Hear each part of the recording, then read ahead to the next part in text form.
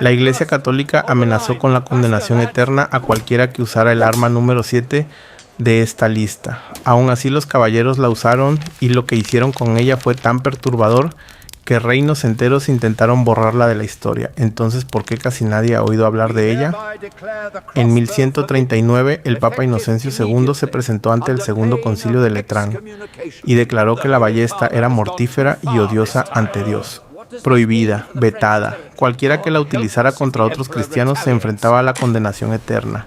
Y aún así los caballeros la siguieron usando, todos y cada uno de ellos. He aquí por qué la iglesia entró en pánico. Un campesino, un don nadie que había pasado toda su vida paleando estiércol, podía tomar una ballesta, recibir 2 semanas de entrenamiento y clavar un virote directamente a través de un caballero que llevaba entrenándose desde la infancia. Décadas de práctica con la espada inútiles. La costosa cota de malla, heredada durante generaciones, podía ser perforada a 150 yardas como si estuviera hecha de queso. La clase dominante estaba aterrada, y sinceramente lo entiendo. Todo su orden social dependía de la idea de que los nobles eran mejores luchando que la gente común. Entonces aparece el hijo de un granjero con un arma barata y convierte esa idea en una mentira. Pero aquí es donde todo se vuelve hipócrita. Durante las cruzadas los caballeros de pronto adoraban la ballesta. Su argumento, el Papa solo había prohibido usarla contra cristianos. Los musulmanes no entraban en esa categoría. Conveniente, ¿verdad? Ricardo Corazón de León se obsesionó con esa arma y desplegó miles de ballesteros en sus campañas. Luego, en 1199, un virote de ballesta lo mató durante un asedio en Francia. Si eso no es justicia poética, no sé qué lo sea. El rey que más convirtió la ballesta en instrumento de guerra terminó muriendo por su juguete favorito. Y lo mejor es esto, aquella prohibición papal siguió vigente durante más de 400 años. Pero la ballesta era en realidad la opción más suave comparada con lo que viene ahora. Porque los bizantinos crearon algo que hacía que morir quemado pareciera casi pacífico.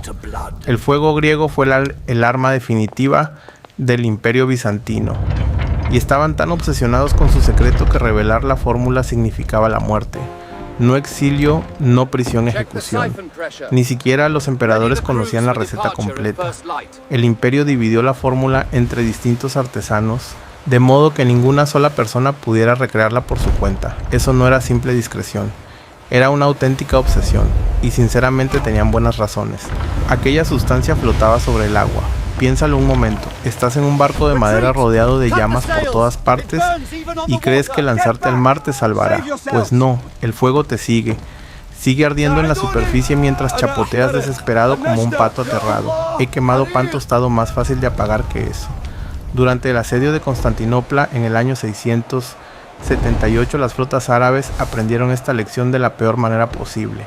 Los marineros bizantinos montaban tubos de bronce en la proa de sus barcos, algo así como lanzallamas medievales, y rociaban fuego líquido sobre las embarcaciones enemigas.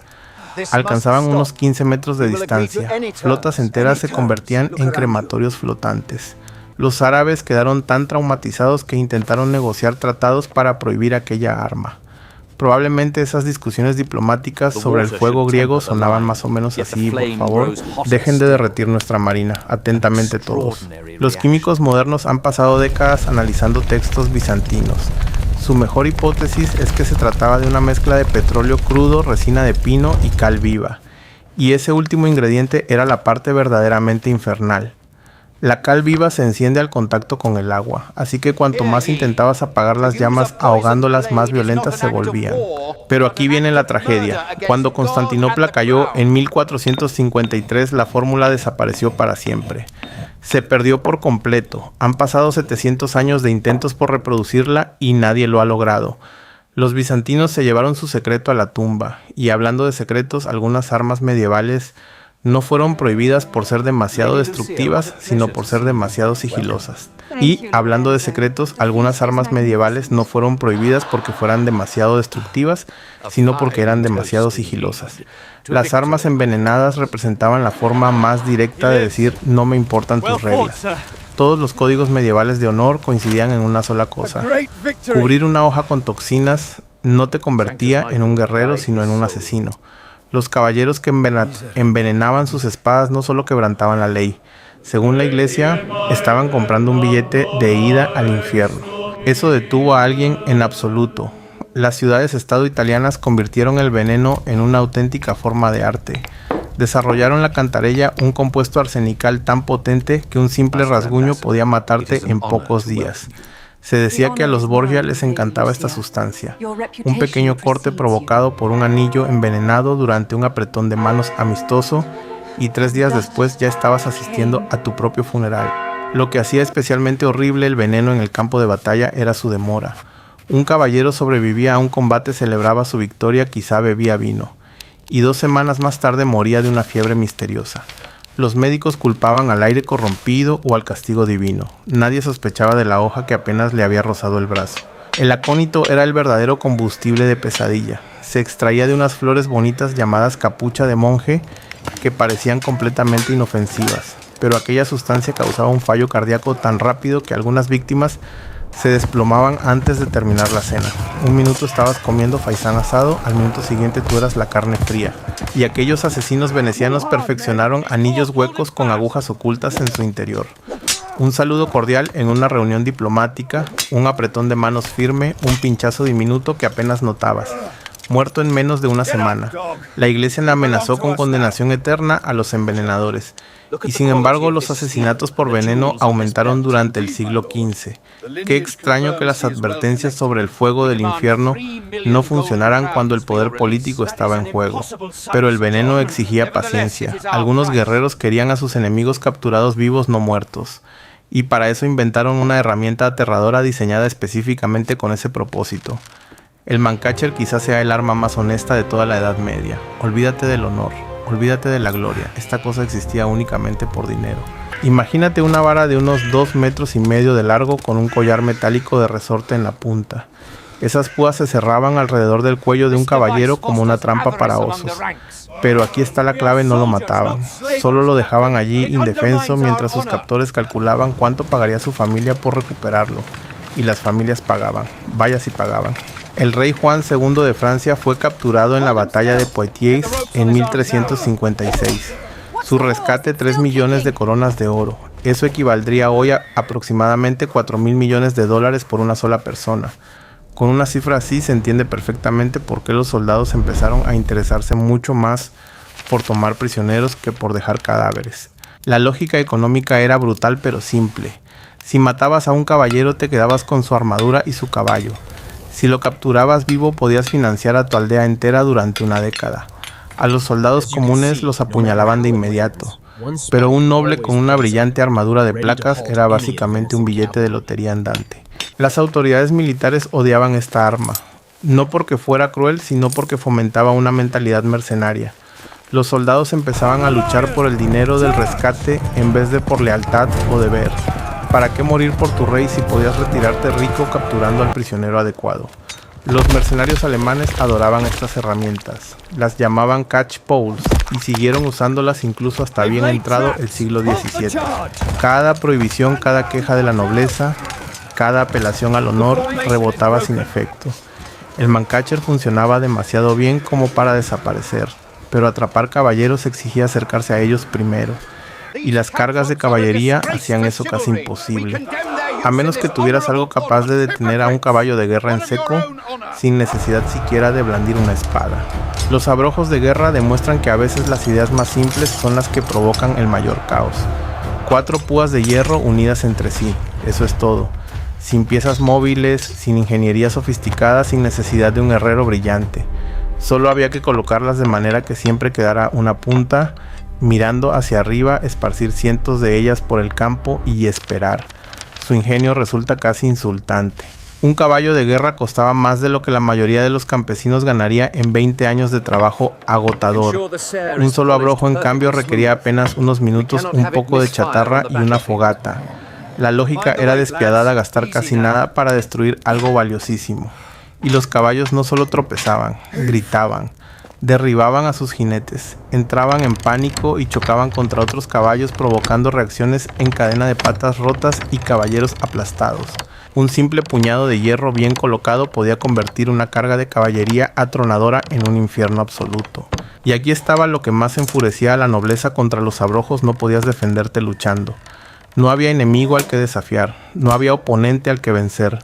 Solo dolor invisible oculto entre la hierba, esperando como si fueran minas terrestres medievales. Los caballeros condenaban formalmente el uso de los abrojos en los torneos. Decían que eran deshonrosos, poco caballerescos, indignos de una guerra noble. Y luego desplegaban miles de ellos en los campos de batalla reales. Los romanos ya los habían usado contra los elefantes de guerra de Aníbal hacía más de 2000 años. Los ninjas japoneses los llamaban makibishi y los dispersaban mientras huían. La persecución se volvía suicida cuando cada paso podía destrozarte el pie. El diseño nunca cambió, porque la perfección no necesita mejoras. Pero detener caballos era solo la mitad del problema. Los caballeros llevaban armaduras cada vez mejores. Las ballestas comunes empezaban a tener dificultades para perforar los nuevos diseños de placas. Entonces los ingenieros se hicieron una pregunta muy simple: ¿y si fabricamos una ballesta absurdamente más poderosa? Así nació la arbalesta. Conservaba el diseño básico de la ballesta, sí, pero convertida en un auténtico monstruo. Una ballesta normal tenía una potencia de tensado de unas 200 libras. La arbalesta, más de 1000. Ningún brazo humano podía cargar algo así por sí solo. Hacía falta un torno mecánico, una especie de manivela que tardaba una eternidad en tensarla. Y cuando digo una eternidad, hablo en serio. Cargarla podía llevar hasta 2 minutos, tiempo suficiente para tomar un café, estirarte un poco y replantearte tus decisiones de vida. Mientras tanto, un arquero inglés con arco largo ya había disparado una docena de flechas. Pero los ejércitos no se preocupaban por esa lentitud, porque cuando el virote de una arbalesta finalmente salía disparado, viajaba a unos 90 metros por segundo. Punta de acero, impacto devastador. Ese proyectil podía atravesar una armadura de placas a 200 yardas. Caballeros que habían gastado fortunas en la protección más moderna y más gruesa, muertos de todos modos. Técnicamente la misma prohibición papal que pesaba sobre la ballesta también se aplicaba a esta arma. Nadie hizo caso. Todos los grandes ejércitos de Europa almacenaron miles de arbalestas porque sus comandantes entendían algo fundamental: las guerras no se ganan obedeciendo reglas, sino haciendo que el enemigo deje de existir. Los ballesteros genoveses se convirtieron en los mercenarios más temidos de Europa. Eran especialistas en arbalestas y cobraban el triple que un soldado común. Los reyes les pagaban lo que pidieran porque tenerlos significaba tener más posibilidades de vencer. Sin embargo, el arma tenía una debilidad humillante. En la batalla de Crecy, en 1346, la lluvia empapó las cuerdas de las ballestas genovesas. Una cuerda mojada se estira y una cuerda estirada pierde potencia. De repente, aquellas máquinas de matar tan temibles se transformaron en palos carísimos. Los arqueros ingleses que habían mantenido secas sus cuerdas bajo los cascos los masacraron. Las autoridades eclesiásticas odiaban las armas diseñadas para causar un sufrimiento excesivo. Incluso redactaron documentos enteros condenándolas con toda la solemnidad del mundo. Mientras tanto, los arsenales de monasterios por toda Europa almacenaban masas de estrella, porque nada expresa mejor la caridad cristiana que una bola de hierro con púas al final de un palo. La masa de estrella resolvía un problema que volvía locos a los guerreros medievales. La armadura de placas se había vuelto demasiado buena. Las espadas rebotaban, las hachas resbalaban. Los caballeros completamente cubiertos de acero podían atravesar batallas enteras con apenas unos rasguños. Entonces los herreros se hicieron una pregunta brutalmente lógica: ¿para qué intentar cortar la armadura si puedes aplastar lo que hay dentro? El diseño era de una elegancia salvaje: una pesada bola de hierro, púas afiladas sobresaliendo en todas direcciones y un sólido mango de madera. Si la descargabas contra el casco de alguien, la fuerza del golpe atravesaba directamente el metal. El cráneo del caballero se rompía mientras la armadura quedaba casi intacta. Y aquellas púas no eran solo decoración. Cada una concentraba el impacto en un área menor que la punta de un dedo. Cascos que se reían de los filos de las espadas de repente aparecían perforados, y las cabezas dentro de ellos, digamos que ya no tendrían que preocuparse por ningún dolor de cabeza. Los ejércitos campesinos adoraban esta arma. Un herrero competente podía forjar una en una sola tarde, y el entrenamiento necesario golpea al otro antes de que él te golpee a ti. Eso era prácticamente todo. Sin esgrima refinada, sin años de disciplina marcial, sin técnica aristocrática. Los piqueros suizos las llevaban como armas secundarias. Su estrategia era tan simple como eficaz. Las picas derribaban a los caballeros de sus monturas y la masa de estrellas se encargaba del resto. muy eficiente, muy sangrienta. Hasta el nombre resulta casi insultante. Estrella de la mañana, como si evocara un amanecer hermoso y luminoso. Estoy seguro de que las víctimas habrían preferido otro nombre. Lo que realmente inquietaba a las autoridades era que esta arma borraba las diferencias de clase. Un campesino con una maza de estrella podía matar a un duque con la misma facilidad con la que mataría a otro campesino. Pero algunas armas iban todavía más lejos. No solo ignoraban las diferencias de habilidad, sino que convertían el combate en algo completamente impredecible. El mayal de guerra rompía todas las reglas del combate medieval, y no exagero, absolutamente todas. La mayoría de las armas se comportaban de forma predecible. La espada describe un arco, el hacha cae en línea de golpe, la maza va hacia donde apuntas. Tu oponente puede leer el movimiento, levantar el escudo, desviar el golpe con la hoja. Todo entra dentro de una lógica conocida, pero el mayal era otra historia. Esa cadena que unía el mango con la cabeza erizada de púas introducía el caos puro en la pelea. La bola de impacto se curvaba alrededor de los escudos como si estos ni siquiera existieran. Las espadas usadas para parar tampoco servían de mucho. La cadena podía enrollarse en la hoja y mientras el defensor creía haber detenido el ataque, la cabeza seguía avanzando de todos modos. Los oficiales de torneos detestaban esta arma. Intentaron prohibirla en competiciones porque ni siquiera los luchadores experimentados lograban controlarla bien. Y aquí viene la parte más humillante. Durante los entrenamientos el mayal hería a sus propios usuarios casi tan a menudo como a sus enemigos. Si calculabas mal el giro, aquella bola con púas regresaba directamente hacia tu cara. Existen relatos de soldados que terminaron matando por accidente al compañero que estaba a su lado. Fuego, amigo, edición medieval. Sin embargo, en manos expertas era espantoso. Un combatiente hábil podía envolver la cadena alrededor de tu escudo y arrancártelo del brazo de un tirón. Un segundo estabas protegido. Al siguiente estabas parado con las manos vacías mientras una masa de hierro aceleraba hacia tu cráneo. Algunos modelos llevaron la locura aún más lejos, varias cadenas, 3 o 4 bolas más pequeñas en vez de una grande. Imagínate intentar seguir 4 proyectiles distintos moviéndose a ritmos diferentes. No puedes, ese era precisamente el objetivo. Los campesinos rebeldes usaban mayales adaptados a partir de herramientas agrícolas. Los soldados profesionales llevaban versiones fabricadas específicamente para la guerra con cadenas más largas y cabezas más pesadas. Ambos grupos recibieron la misma desaprobación oficial y ambos siguieron balanceándolos sin el menor remordimiento. Sin embargo, incluso las armas impredecibles seguían obedeciendo ciertas leyes físicas. La siguiente arma de nuestra lista rompía algo todavía más profundo que las expectativas del combate. Olvídate de todo lo que crees saber sobre las espadas. El stock en realidad ni siquiera era una espada en el sentido tradicional. No tenía filo cortante ninguno. Podías pasar el dedo por la hoja y no te cortabas. Aquello era básicamente una aguja de acero de casi 1 metro, diseñada con un solo propósito: abrirse paso a través de la armadura de placas, y los caballeros la detestaban. Porque la esgrima correcta tenía reglas. Había cortes, desvíos, técnica, elegancia, años de entrenamiento refinado. El stock ignoraba todo eso. ¿Para qué molestarse en una exhibición de habilidad si podías simplemente clavar la punta bajo la axila de un hombre acorazado? La propia sección de la hoja lo decía todo, triangular o en forma de diamante rígida como una barra de hierro. Las heridas causadas por ese tipo de punta eran casi imposibles de cerrar con suturas. Los cirujanos lo intentaban, los pacientes se desangraban igualmente. Y aquí estaba lo verdaderamente horrible. Los caballeros blindados no eran invulnerables. Tenían pequeños puntos débiles: las rendijas de la visera, el hueco bajo la axila, la articulación de la ingle allí donde las placas de las piernas se unían al cuerpo. El stock convertía cada combate en una partida macabra de encontrar la abertura correcta. Ese pequeño hueco bajo tu brazo dejaba de ser un detalle y se convertía en lo único importante. Los caballeros franceses aprendieron esto de la peor manera en Agincourt en 1415. Cargaron a través del barro, quedaron atascados y cayeron al suelo bajo el peso de su propia armadura.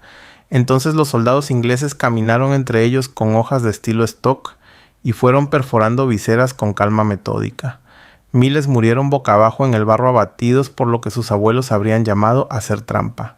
Algunos stocks medían más de 1,5 metros. Imagínalo. Los soldados de infantería podían alcanzar a caballeros montados sin acercarse siquiera al rango normal de espada. Solo había que mantenerse atrás y estocar. Mi detalle favorito es los caballeros ricos empezaron a añadir placas extras sobre sus puntos débiles. Más peso, más gasto, todo por culpa de un arma que costaba solo una fracción de una espada noble. Pero incluso el stock seguía obedeciendo la lógica medieval. El arma siguiente arrojó por la borda todo el reglamento, mira bien todo lo que hemos visto hasta ahora, la ballesta del fuego griego, las hojas envenenadas. Todas esas armas aún compartían una regla básica: tenías que enfrentarte a tu enemigo. El arcabuz destruyó esa idea por completo. Esta arma de fuego primitiva era en esencia un tubo metálico que escupía bolas de plomo mediante pólvora explosiva. Bastaba con apuntar más o menos hacia alguien y accionar el mecanismo. Ya está, sin maestría, sin honor, sin posibilidad de que tu adversario demostrara por qué su familia llevaba generaciones enteras perfeccionando el arte del combate. Y los caballeros perdieron la cabeza por ello. El caballero francés Bayardo se hizo famoso por ejecutar a los arcabuceros capturados como si fueran criminales no prisioneros de guerra, porque en su mente matar a un noble a 100 yardas de distancia no era combatir, era asesinato.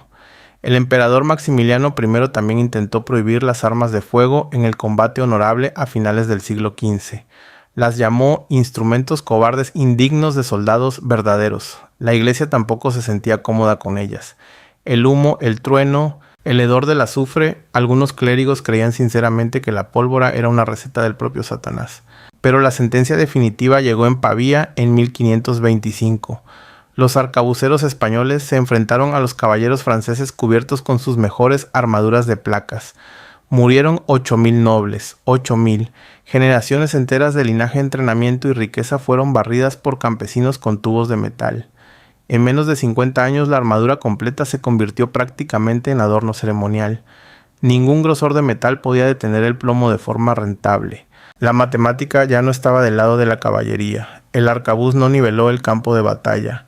Lo incendió, lo arrasó y enterró para siempre el mundo de los caballeros.